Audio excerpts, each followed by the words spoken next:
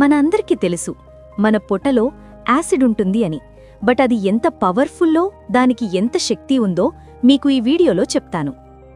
మన కడుపులో ఉన్న యాసిడ్ మన శరీరంలోని అత్యంత శక్తివంతమైన న్యాచురల్ కెమికల్. దాని pH లెవెల్స్ 1 నుండి 2 వరకు ఉంటుంది.